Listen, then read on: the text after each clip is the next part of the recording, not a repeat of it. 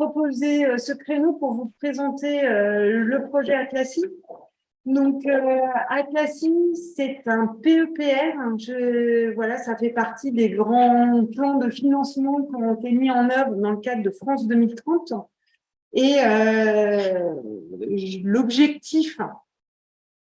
Et maintenant, ça ne veut pas passer les diapos. Ok, ça, on est d'accord. Donc, il faut que j'arrête. Oh, je pense qu'il suffit de cliquer dessus. Que je clique sur… N'importe où. Ouais. Bravo. Merci beaucoup.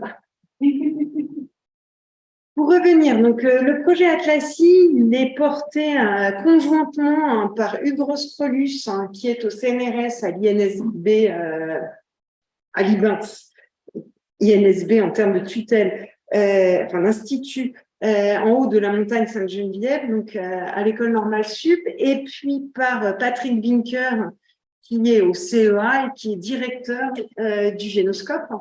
Et donc, l'objectif du projet, c'est de réaliser un séquençage de génome qualité de référence de 4500 organismes de France, donc marins de France, avec à peu près un baril de sang autour de 3900 espèces métropolitaines et 600 espèces ultramarines.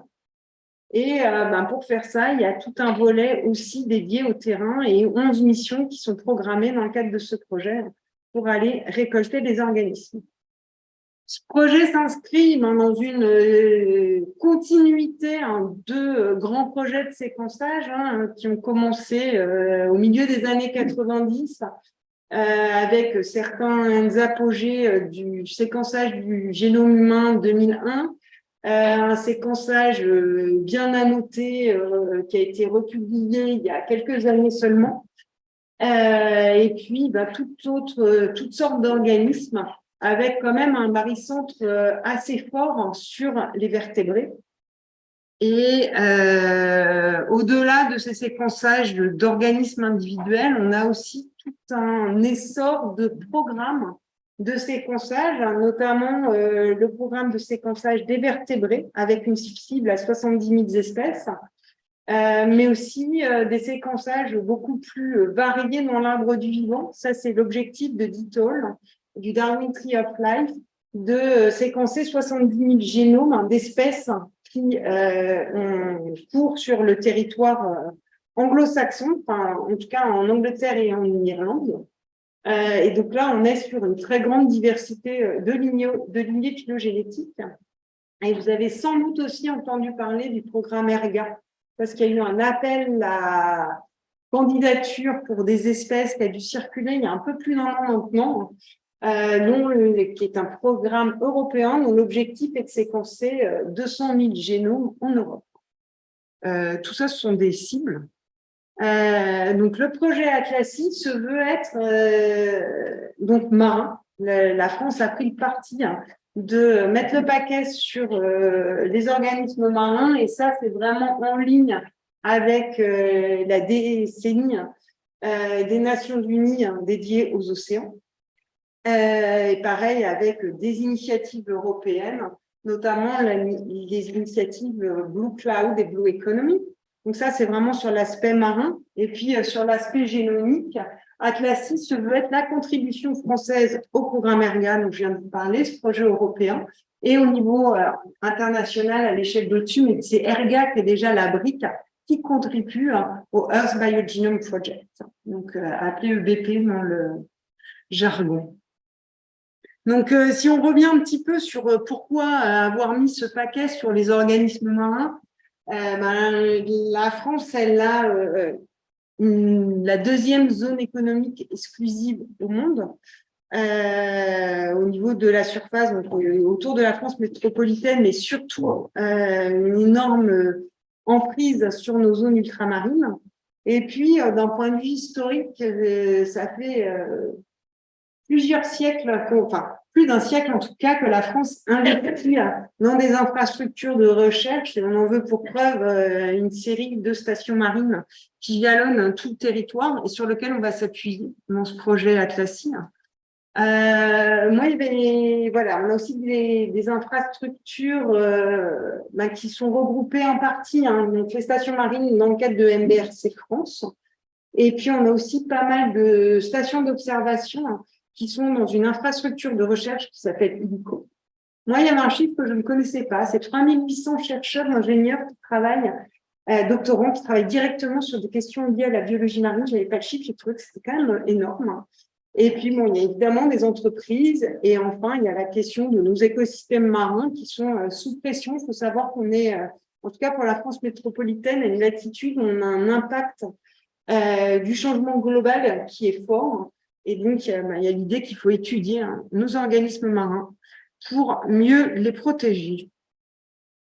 Je voulais brièvement vous présenter des choses très factuelles sur l'organisation et sur la gouvernance de ce projet Atlassi. Je vous l'ai dit, il est porté conjointement par Patrick Winker du CEA, Hugues Roscrolus, CNRS, mais il y a toutes sortes de partenaires dans ce projet qui interviennent au niveau d'un Institutional Steering Committee, et on a en particulier donc Sorbonne Université avec ses 3 stations marines, le muséum, je vous cache pas, enfin vous savez aussi que Sorbonne U et le muséum sont sous une bannière avec un institut de l'océan.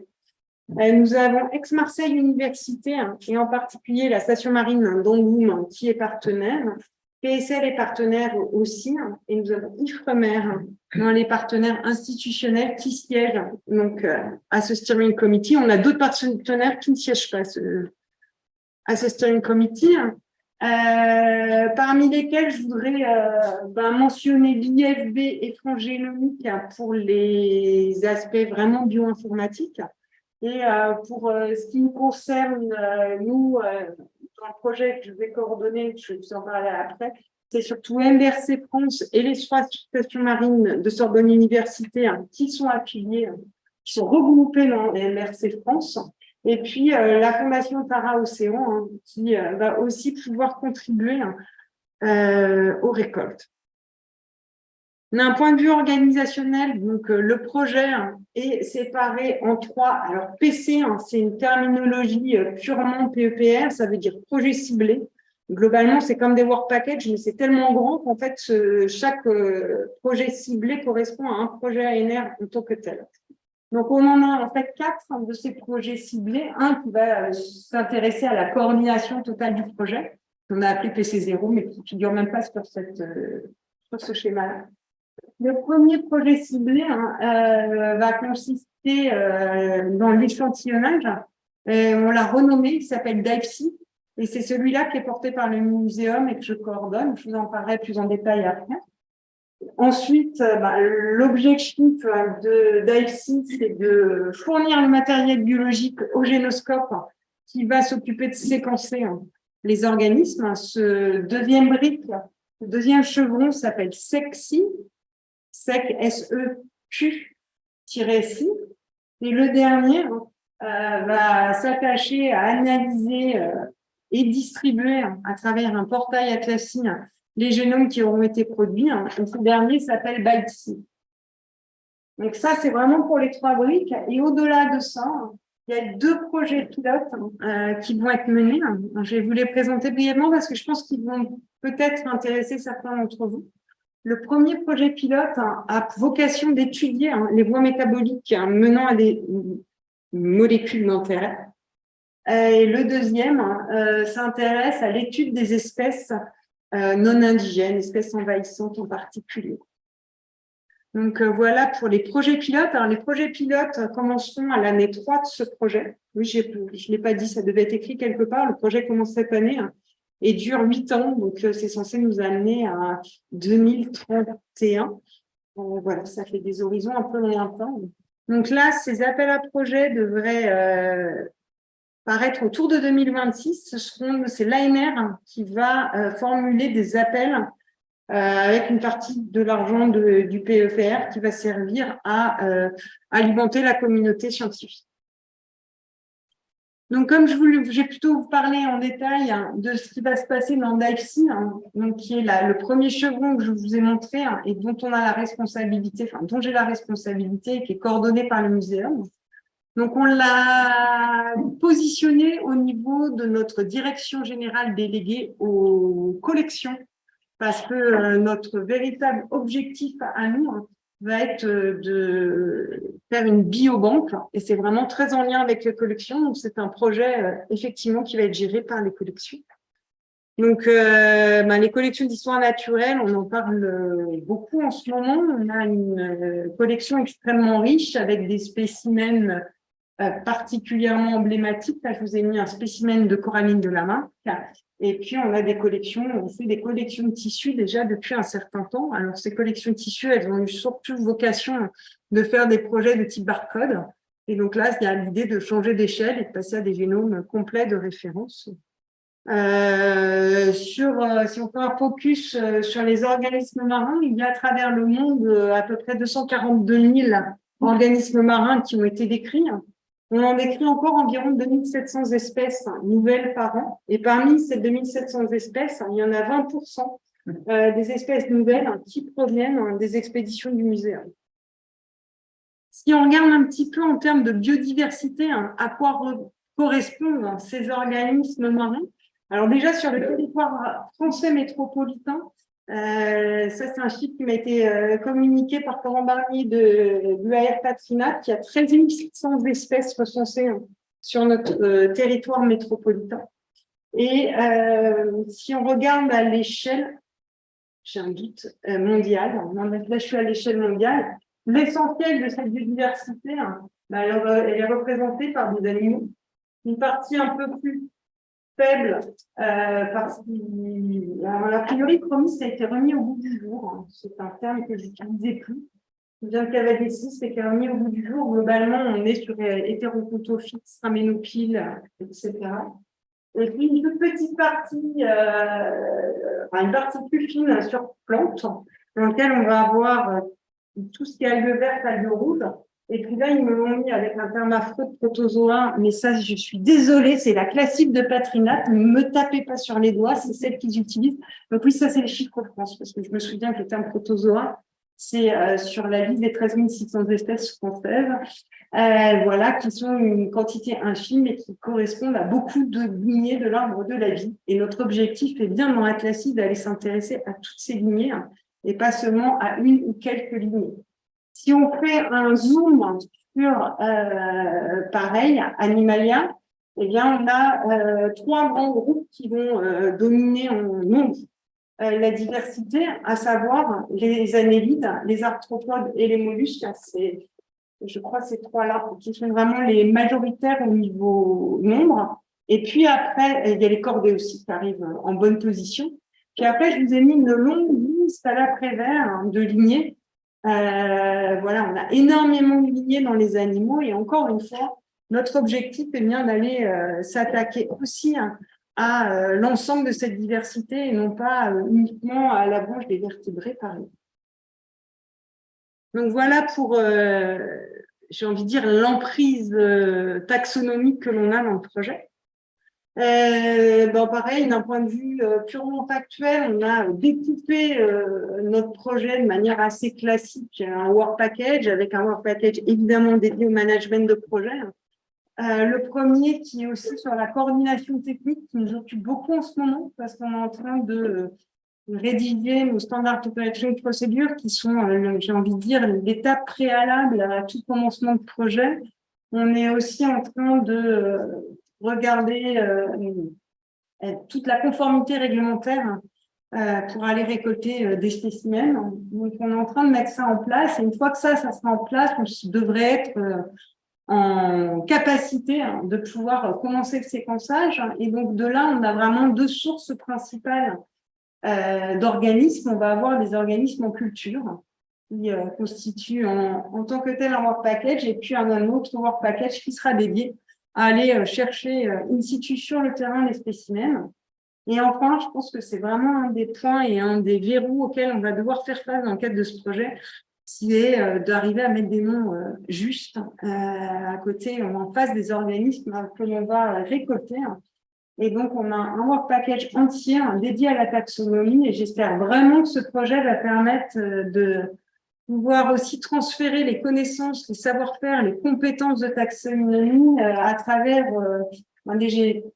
j'ai envie de dire, c'est surtout un défi de transgénérationnel parce que la taxonomie, elle est généralement maîtrisée par des gens qui sont à la retraite ou en passe de l'être. Et donc, j'aimerais vraiment arriver à mobiliser ce projet et mobiliser une plus jeune génération qu'elle arrive à s'emparer de cette compétence et connaissance.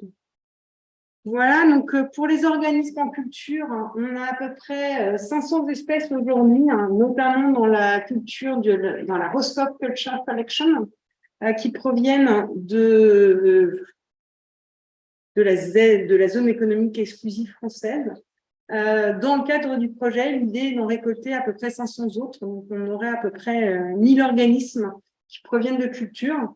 On pourrait se dire que c'est l'idéal de partir de culture. Et en fait, il se trouve que malheureusement, la plupart sont des cultures d'algues. Alors, le mot algue, si on reprend l'arbre de la vie, c'est plein de lignées. Mais je vais faire algues pour faire facile. Le problème, c'est que c'est souvent plein de bactéries, c'est pas toujours axénique, etc. Et ça pose d'énormes problèmes dans les étapes ultérieures de séquençage. Donc, voilà, on a un certain nombre de verrous à lever. Pour l'échantillonnage in situ, je vous l'ai évoqué tout à l'heure, l'idée, c'est vraiment d'aller faire un tour des stations marines de France. À commencer sans doute par... voilà, l'idée serait de commencer par Dinard l'année prochaine. Je vous représenterai un chronogramme plus tard, mais vraiment d'aller se faire ce tour de France. On a aussi mis quelques sites particuliers. Je vois le plateau de Rochebonne, qui est un site au large dans le golfe de Gascogne, parce que l'idée est qu'il est relativement peu impacté. Donc, de pouvoir, c'est le mot anglais pristine, on n'a pas évidemment une traduction aussi nette. Et puis, on a mis des sites beaucoup plus impactés, notamment les lagunes et les étangs de Thau et de Berre, notamment pour le projet Espèces envahissantes. C'est quand même des lieux qui sont très réputés pour être les portes d'entrée des espèces non indigènes. Donc, voilà pourquoi on a choisi ces sites.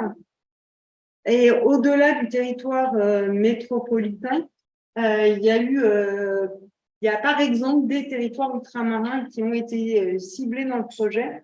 C'est en particulier le cas de Mayotte, des Antilles, de la Nouvelle-Calédonie et de la Polynésie, mais ce n'est pas vraiment exclusif. On a rédigé des choses comme un exemple. Il est aussi possible que d'autres territoires ultramarins rentrent dans ce projet. L'idée, c'est vraiment d'utiliser les modèles qu'on a mis en place dans les campagnes tropicales d'Ipsibentos et la planète revisitée pour aller récolter in situ les organismes du benthos en multipliant les techniques de collecte, puisque c'est la multiplication des méthodes d'échantillonnage qui nous permettent d'optimiser le nombre d'espèces récoltées. Donc, globalement, on a fait 3 missions en Corse entre 2019 et 2021, et c'est quand même ce modèle-là qu'on se propose de reproduire dans ce projet. Encore une fois, le gros de la diversité est plutôt de petite taille. Donc, une fois que les organismes sont récoltés, là, on plonge au moyen d'un aspirateur sous-marin, là, on utilise une drague. Voilà, le tout est tamisé par classe de taille. Et après, il y a un tri par grand groupe taxonomique et ensuite, ça passe aux bons photos et aux experts taxonomistes qui vont identifier les organismes. Je vous l'ai dit, je pense qu'un des gros enjeux de ce projet, ça va être de mobiliser des taxonomistes pour identifier nos organismes. Alors, on a la chance d'avoir un réseau qui a été animé depuis des années, notamment par Philippe Boucher, mais aussi par bien d'autres au sein de l'établissement, qu'on va pouvoir mobiliser pour nous identifier les organismes. Le principal changement qu'il va falloir qu'on opère dans cet échantillonnage, c'est que les tissus ont besoin d'être préservés très rapidement, le plus vivant possible. Et c'est surtout le plus souvent, on n'a pas encore mis en place toutes les procédures, mais la procédure la plus standard pour faire de la génomique, c'est de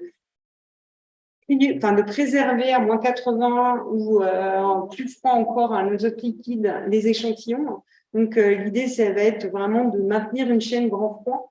Et ça veut aussi dire que la taxonomie que nous, on fait souvent en retour de terrain, il va falloir la faire et la réaliser sur le temps du terrain. Donc, on va avoir forcément des gros groupes pour faire le tri. Donc, on est capable de mobiliser des groupes d'une trentaine de personnes. Alors, avec malheureusement pas que des taxonomistes, mais il nous faut aussi d'autres métiers pour arriver à mener à bien ces campagnes. Et voilà, il y a certaines personnes présentes dans la salle, je vois sur cette photo. D'un point de vue calendrier, on vient juste de signer toutes les annexes financières à ANR, etc. Donc, globalement, le projet il va commencer dans cette semaine officiellement au niveau, en tout cas, budgétaire. D'un point de vue purement administratif, je pense que la date de démarrage est du 1er mars.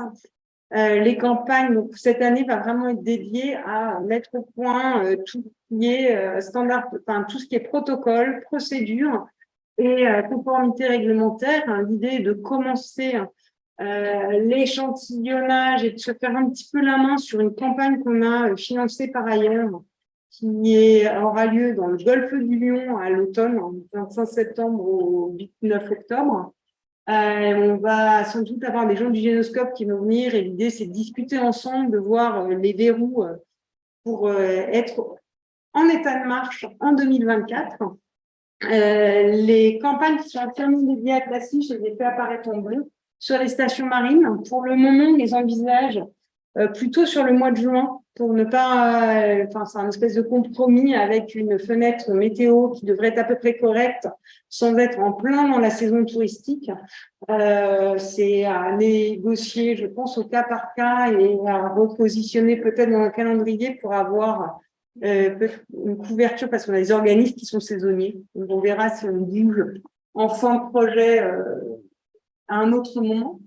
L'idée serait sans doute de commencer l'année prochaine par la station de Dinard. Donc, ça, c'est pour les organismes du Bentos. Et je vous ai fait apparaître aussi en vert les organismes pélagiques qui vont être traités par Ifremer sur leur campagne Ifremer. Et donc là, on devrait commencer au printemps de l'année prochaine par des campagnes d'évaluation des stocks halieutiques et notamment Pelgas, qui est la campagne qui s'intéresse au golfe de Gascogne. Et donc, les campagnes Ifremer devraient les faire sur 2024 et 2025. Par ailleurs, on a d'autres campagnes qui sont prévues ailleurs dans le monde, notamment, enfin, qui sont déjà programmées en Outre-mer et qui devraient pouvoir aussi fournir des spécimens. Je pense notamment à la campagne Canameco qui devrait avoir lieu dans les îles Chesterfield au nord-ouest de la Nouvelle-Calédonie. Si tout va bien, elle devrait être programmée au printemps de l'année prochaine. On a des grosses missions là qui sont bien calées sur septembre, octobre, même début novembre, sur les îles périphériques de la Guadeloupe qui contribueront aussi au projet.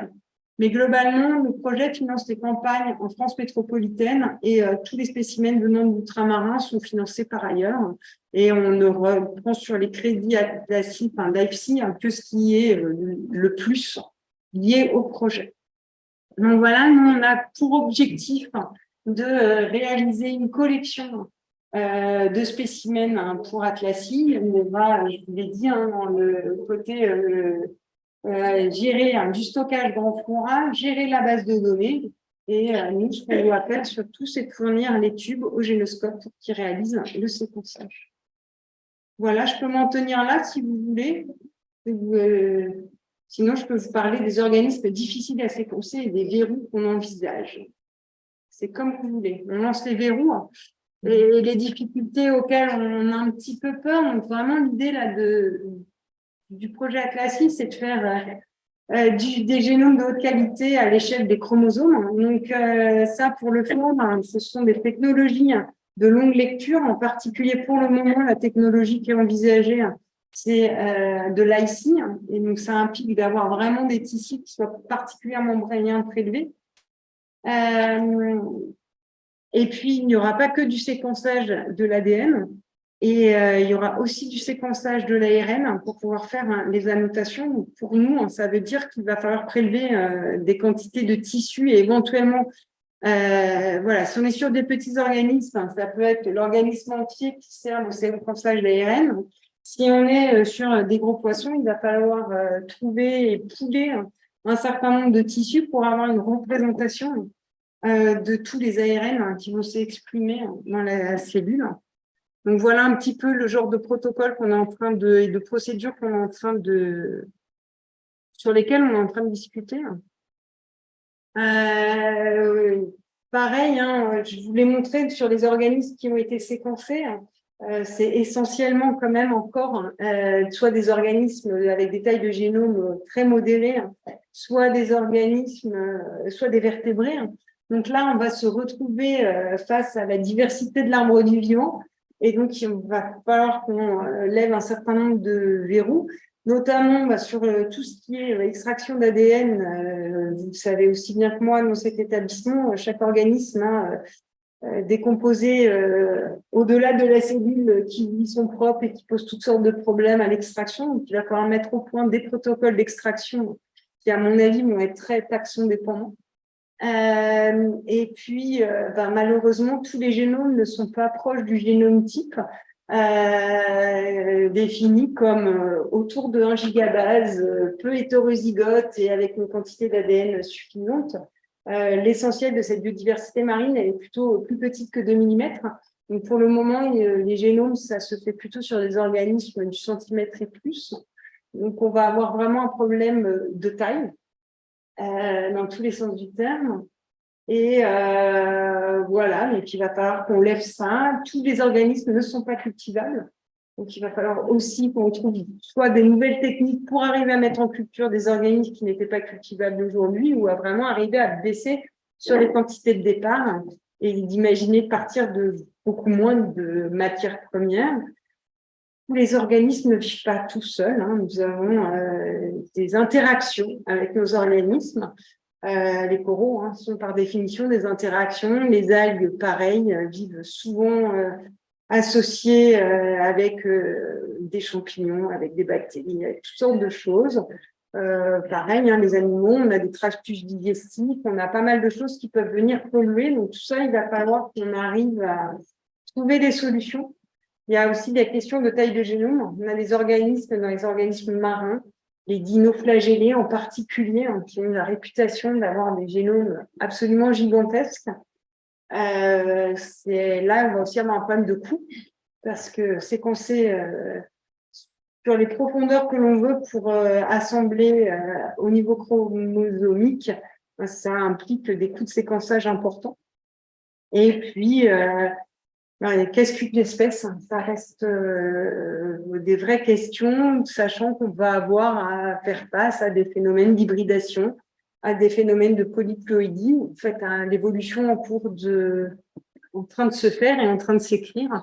Donc, je pense qu'on va avoir un nombre de défis à relever qui est important. Et c'est un beau challenge, à mon sens, à relever. Mais ça ne va pas être simple tous les jours. Et puis, l'idée aussi, c'est de donner du sens au génome et de produire une annotation la plus exhaustive possible. Donc voilà, avec la localisation des gènes au sein des génomes et puis de pouvoir étudier, comparer ces génomes entre eux. Voilà, et puis il y a l'idée d'aller jusqu'aux voies métaboliques à travers un certain nombre de projets pilotes qui sont évalués, je vous l'ai dit, qui se mettront en œuvre à partir de la 3e année. Et il va falloir automatiser et changer d'échelle parce que en ce moment, le génoscope est à peu près en capacité de produire un génome par semaine. Là, si on veut être dans les clous du projet, il va falloir produire 5 génomes par jour. Donc, il y a un petit changement d'échelle à opérer. Voilà, je pense qu'on est enthousiaste que le projet soit passé. Je pense que ça va changer les choses. On est tous un petit peu dans nos petits souliers et on se demande maintenant qu'on a les sous et que le projet est lancé, comment on va bien faire pour arriver à être dans les clous au niveau résultat par rapport à ce qu'on a annoncé. Donc, voilà un petit peu la situation dans laquelle on se trouve aujourd'hui. Enthousiaste et un petit peu angoissé. Ne rien vous cacher. Voilà, je propose de m'en tenir là et de prendre vos questions. Oui, ici. Justement, pour les extractions, comme tu disais, qu'il va falloir adapter à chaque organisme, c'est quoi la politique du génoscope là-dessus? Parce que j'ai l'impression qu'il va souvent beaucoup centraliser, ce qui est leur manière de fonctionner, et donc il prévoit quoi? C'est quoi le plan B, le plan C? Donc, il prévoit recruter. Ce qui me fait un peu peur parce que ça veut dire que le savoir-faire, il n'est pas forcément là. Et ouais, comme tu dis, ils sont sur une politique de centralisation, donc c'est eux qui vont faire les extractions d'ADN.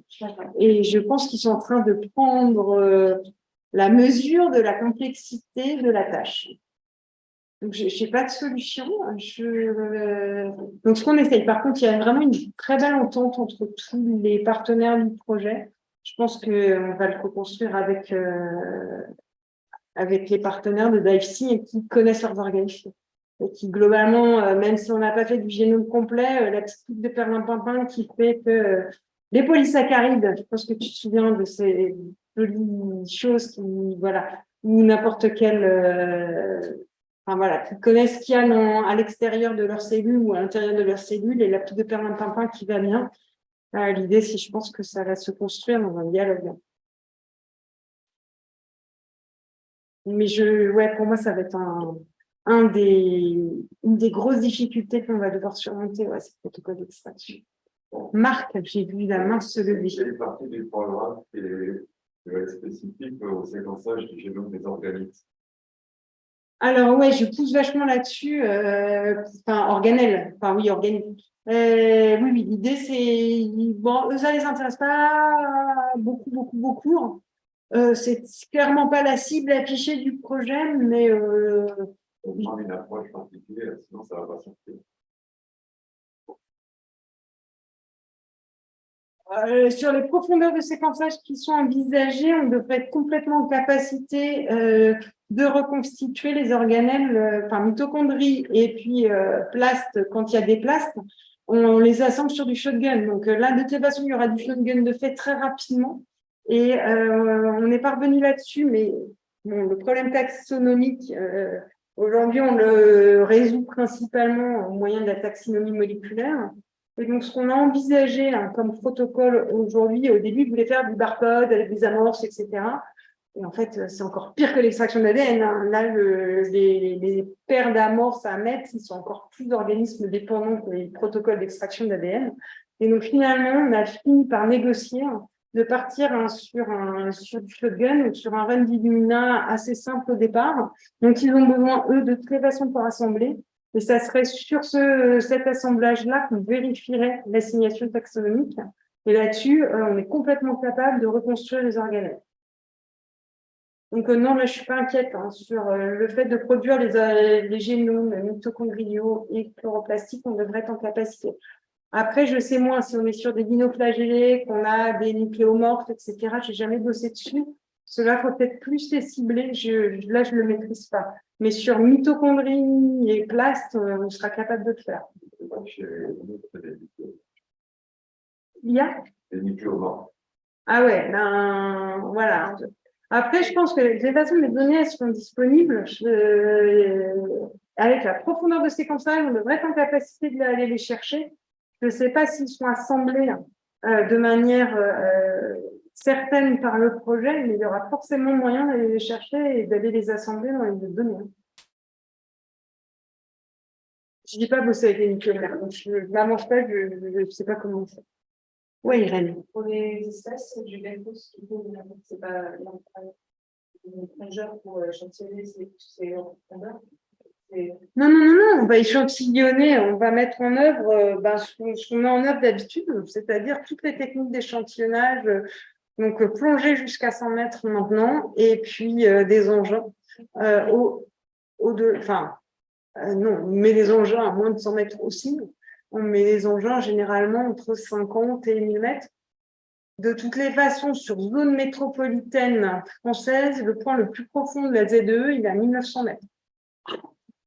Donc, et ça, l'Ifremer échantillonne jusqu'à peu près 1000 mètres dans les campagnes. Donc, on devrait avoir accès jusqu'à 1000 mètres. La tranche 1000-1900, pour le moment, je ne l'ai pas encore complètement. Sur la Méditerranée, l'idée est de faire une demande de campagne dédiée sur les têtes de canyon et d'aller faire un tour des têtes de canyon, enfin, de faire un tour des canyons de Méditerranée, mais en demandant un navire de la flotte océanographique. Mais là, je ne sais pas si vous avez vu le plan de Charles, On va attendre un peu, temporiser. La demande, on la déposerait l'année prochaine pour une campagne 2026, histoire qu'on écluse un petit peu ce qu'on a dans le, dans le calendrier, là, sinon on va être un peu trop chargé. Magali. J'ai 3 questions dans le chat. Deux de Pierre Noël. Alors, la première, est-ce que les bonnes volontés peuvent contribuer et comment? Et la deuxième question de Pierre Noël, c'est envisagez-vous de produire un guide pour l'échantillonnage et l'environnement du spécimen? Alors, les bonnes volontés. Ouais, envoie des spécimens. Okay. Donc, pour les bonnes volontés, ben, évidemment, on va avoir besoin de gens qui connaissent le milieu. Et si Pierre pense à lui, il est évidemment bienvenu. Et puis, ben, pour les autres, me contacter en fonction des expériences et compétences de chacun. L'idée est vraiment de transmettre. Alors que Pierre ne le prenne pas méchamment, mais si vous avez des étudiants, des jeunes générations, j'aimerais bien mettre en contact toutes les générations pour que le transfert de connaissances et de compétences puisse se faire. Voilà, donc Pierre est bienvenu et les étudiants aussi, et puis les postdocs, et voilà, et même les gens en poste. Et vraiment, je pense qu'on a un gros enjeu là-dessus de transférer les compétences. Et pour les guides, ouais, on est en train de tout ce qui est guide de bonnes pratiques, les protocoles, échantillonnage, procédures, on est en train de les écrire. Donc, je vous ai présenté au début, il y a un autre projet qui s'appelle le Darwin Tree of Life, et eux ont déjà déposé tout un ensemble de protocoles en protocole IO. Donc, on va s'inspirer de ce qu'ils ont fait, sans doute les remettre aussi à jour et à notre sauce.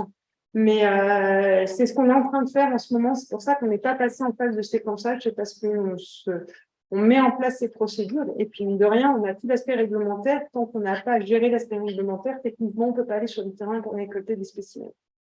Donc oui, tout ça est en cours. Il y a une question de Dorothée Vincent. Pour le Pélagos, comment le projet s'articule-t-il avec les travaux menés dans le cadre du Working Group Métazoogène et le Census Marine Zooplancton? Alors là, je ne maîtrise pas, je ne connais pas les projets. Donc, le projet sur le zooplancton est coordonné par Lionel Vidi de Villefranche. Et je lui propose qu'elle se rapproche de Lionel pour savoir comment ça va être opéré. En fait, on n'a jamais pu discuter autrement que par visio avec Lionel parce qu'il a été en mer à chaque fois qu'on a fait nos réunions. Donc, c'est clairement le point où il y a sans doute le plus à construire. Elle dit c'est noté, je vais contacter. Et donc, une question de Anne Johnson. La zone médio-littorale roche et sédimentaire est-elle considérée aussi? Alors oui, et on a une définition d'organisme marin assez ouverte, notamment pour tout ce qui est zone à salinité variable. Globalement, du moment qu'il y a un peu de sel, ça marche. Par contre, dans ce qui est clairement exclu, les oiseaux qui pourraient de temps en temps faire des incursions en plongée dans le milieu marin, on les a exclus. Donc, tout ce qui est amphihalin, etc., est inclus. Donc, l'estuarien est complètement inclus, mais pas le compartiment AVES. Ouais, alors je crois qu'il y a Fanny et après Lucie. Oui, c'est pour aller dans la lignée de la question d'alors. C'est par rapport aux cibles, effectivement, est-ce que vous avez une idée de ce que ça fait 4000 taxons? Alors, je me souviens aussi dans les 4000 taxons qui sont. Il y a aussi des micro-organismes côté des autres plantes, c'est que Bartos, les 4000. C'est 4000, c'est toutes cibles confondues, mais si tu reprends le chiffre, c'est 13 600 espèces marines françaises. Et là, c'est même sans enlever le compartiment procaryote, excuse-moi, qui n'est pas de notre site, je crois qu'on a 12 000 quelque chose. Donc, globalement, notre cible, elle a un tiers de la diversité métropolitaine. C'est beaucoup. C'est beaucoup. Vous avez pré-ciblé, vous savez le mélange de ciblage et d'opportunisme sur le terrain de choisir les.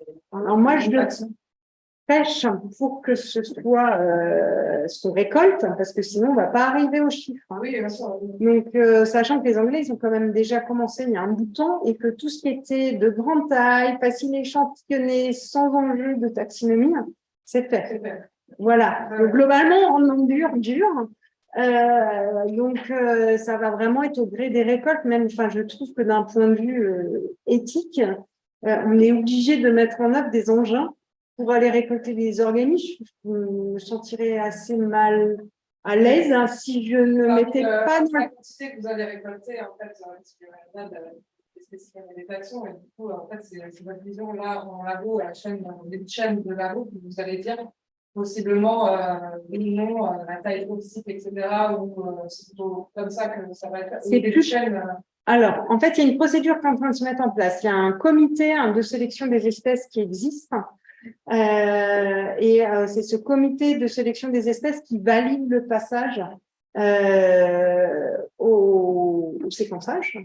Mais pour le moment, on se donne la liberté de récolter ce qu'on trouve.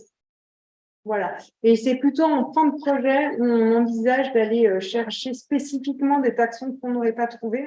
Et notamment, je ne sais pas si vous avez vu sur la carte, je ne me suis pas appesantie là-dessus, mais on a remis la Corse parce que c'est l'endroit où on a le plus de données géolocalisées et on serait en capacité d'aller chercher l'espèce X, Y ou Z. Et on a des données de localité où aller les chercher. Donc, j'envisageais la Corse en toute fin de projet pour aller faire du cherry picking, d'aller cueillir les cerises et de les mettre sur les gâteaux de la fin. Mais sinon, on va plutôt travailler sur opportuniste. Ah oui, ce que je ne vous ai pas dit non plus, parce qu'on n'a pas encore complètement cadré la manière dont on va le faire. On va avoir des appels à projets ambassadeurs, c'est-à-dire que la communauté de recherche française qui bosse sur un organisme ou des organismes donnés va pouvoir proposer ces organismes à séquencer. Voilà, mais ça, on ne sait pas encore. De toute façon, on est trop tôt là. Tant qu'on n'a pas mis en place les procédures de collecte, de conservation, de transport d'échantillons, on n'est pas mûr pour le faire, mais ça, c'est quelque chose qu'on envisage, j'ai envie de dire, d'entre 6 mois et 1 an maintenant, d'avoir une procédure pour que la communauté puisse, en dehors des partenaires, puisse proposer le séquençage. Donc, pour vous, si vous êtes affilié, muséum, messieurs, je vous propose de vous rapprocher des partenaires et de faire entrer dans le pipeline normal. Mais pour des gens qui auraient des affiliations autres, plutôt de passer par les appels à projets ambassadeurs.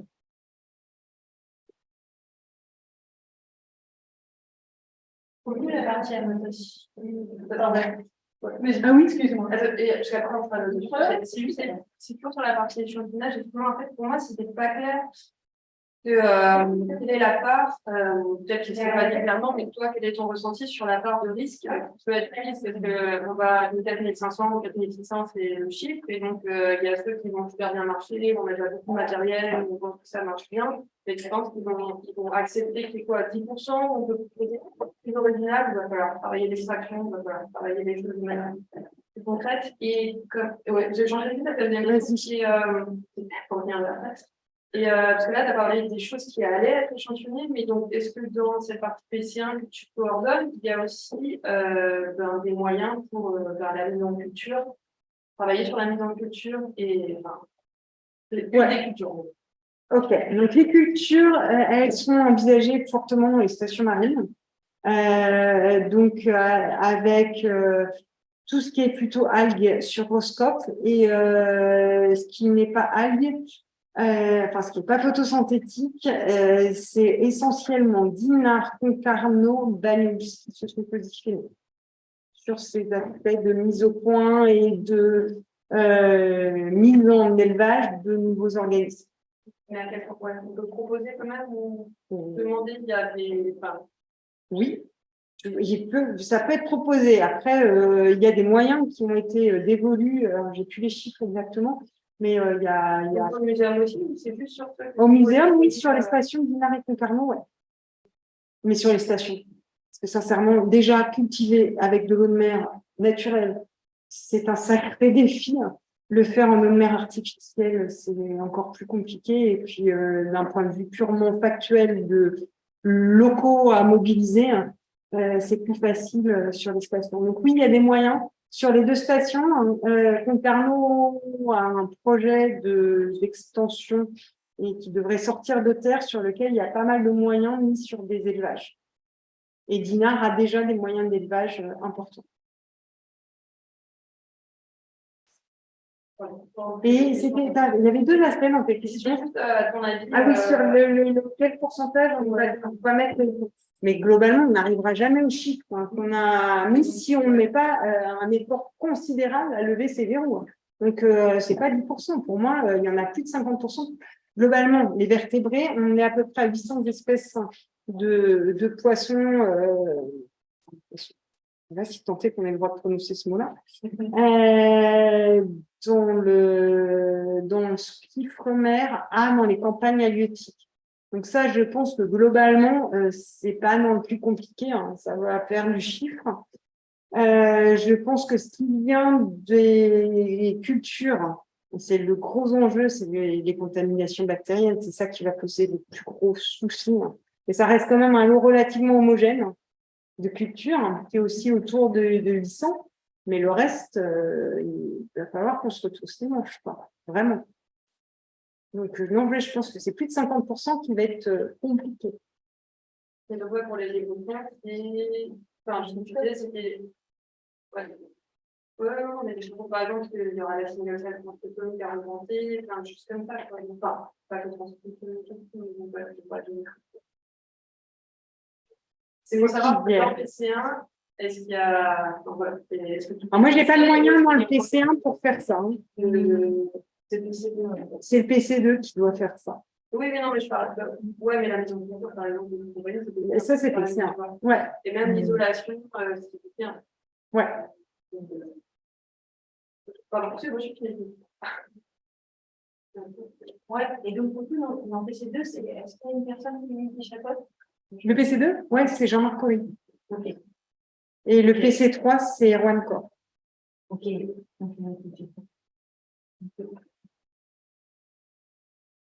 Je suis désolée, je n'ai pas cité leur nom. Oui, oui. C'est la question de curiosité. Il va y avoir combien d'organismes prévus pour l'espèce? D'accord, j'imagine, ICI. Ouais, on est au moins sur 3 extractions différentes. Ouais. Et pour les transcripteurs, j'imagine que c'est sympa s'il y a plus d'organismes. Pour le moment, alors, après, qu'est-ce qu'est un organisme, etc. Si on parle d'individus, et l'idéal, hein, le Golden Protocol, ça serait de tout faire sur le même individu. Alors, quand c'est petit, nous n'allons pas y arriver. Voilà, donc tout ça reste encore vraiment exploré. Leur idée est, pour le moment, le pas qu'ils ont fait, c'est de dire on fait une extraction sur un individu, c'est d'utiliser un individu par type d'extraction, mais de pas pouler des individus. Mais même comme ça, quand tu vas sur des copépodes, je suis pas sûre qu'ils soient en capacité. Alors, les copépodes, c'est quand même une grosse partie de la diversité du plancton. Voilà, je suis pas sûre qu'ils soient en capacité de faire un IC sur un copépode. Là, si on fait sur le clonage, je sais qu'ils ont séquencé le banana, mais je ne peux pas. Je sais pas. Je ne suis pas certaine, je ne sais pas. Ils ont une expertise. Donc voilà, là, pour le moment, l'idée, c'est d'avoir un individu par type d'extraction. Je pense qu'il y a un moment où on sera obligé d'aborder la question de comment pouler les choses, mais ça va poser des problèmes d'hétérozygosie, etc. Si on a des trucs hautement hétérozygotes, ça va poser des problèmes au niveau des assemblages. Donc, on va faire... voilà. Après, si on regarde en arrière et qu'on voit les progrès de séquençage qui ont été faits, je pense que c'est pas ce qu'on aura dans 4-5 ans. Et c'est tout à fait possible que ça soit très différent des protocoles dont on dispose aujourd'hui. J'espère. Et pour le coup, la partie assemblage, la mutation, c'est aussi le démoscope? Alors, en lien avec, il y a une partie qui est faite au génoscope et une partie qui est faite dans le PC3, dans ByteSyn, et en lien avec l'IFB et Frangénomie, notamment pour tout ce qui est infrastructure. Et une question plus générale, c'est-à-dire que pour le coup, c'est un énorme projet, donc il faut vraiment une grosse communauté scientifique. Comment on va fédérer en fait cette communauté? Enfin, comment on fait pour participer, quoi? On n'a pas un budget de networking dédié fortement. Donc, il est dédié pour les partenaires, etc. Donc, au-delà des partenaires, ça va être par rapport aux appels à projets ambassadeurs qu'on va mettre en œuvre. Et là, on va les diffuser le plus largement possible sur les listes de diffusion. Et c'est à cette échelle-là qu'il va falloir réagir.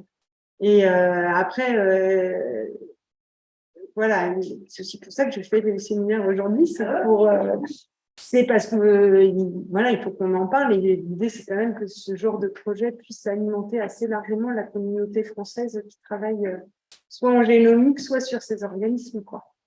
Donc, on n'a pas d'outils dédiés à ça, mais ça n'empêche que voilà, ça va être sur l'appel à projet ambassadeur essentiellement.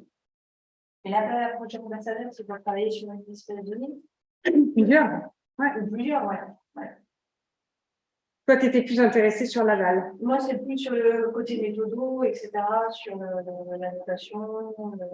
Alors, l'annotation, l'idée est aussi de faire de l'annotation participative. Il y a tout un projet de l'annotation participative qui est envisagé, notamment en lien avec des formations.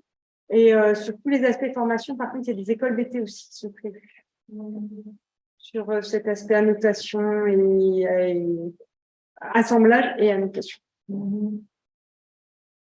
Il y a, alors j'ai plus le nombre d'écoles d'été par cœur, parce que ça c'est dans Wixi, mais je peux aller te le rechercher. C'est 3 ou 4, hein, c'est quand même important. Il y en aura plusieurs. Ouais, carrément. Oui, ouais, ok. J'ai du mal à identifier qui va faire les choses. C'est ça mon problème. Mais bref, c'est pas. Sur les étapes. Les différents packages et tout ça, c'est juste vrai. Bon, il y a quand même une grosse communauté derrière. Hein. Sur le Ambuanto. Ouais, non, bah, tu sais, tu as Biogène Ouest, enfin, c'est quand même des gens qui sont très impliqués dans le plan de réseau. Il y a du réseau, il y a du monde et il y a de l'infrastructure. Hein. Okay. Non, là-dessus, je ne sais pas ce qui m'inquiète le plus. Je pense que les problèmes, ils vont être liés vachement dans les étapes. Pour moi, c'est. Les deux problèmes, c'est les parties de ouais. Ça, je ne sais pas. J'ai envie de dire, ouais.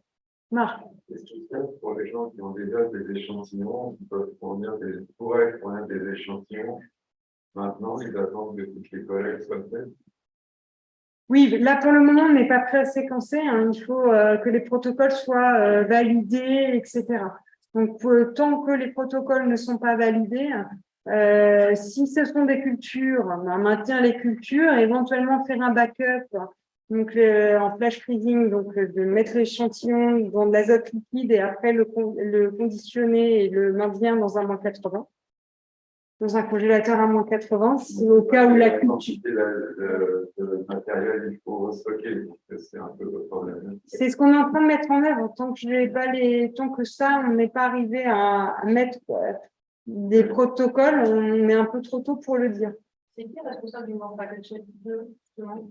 Jean-Marc. Non, en fait, c'est du World Package 2 du PC. Donc, c'est vrai.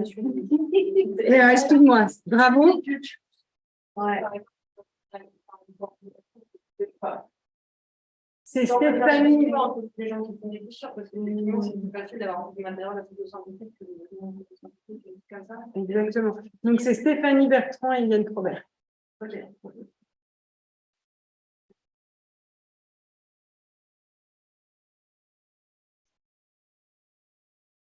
D'autres questions dans le chat, peut-être, Magali? Ok. Là, il est peut-être l'heure d'aller. Il est midi, 13h30. C'est ce qu'on avait dit. Bah, merci à tous.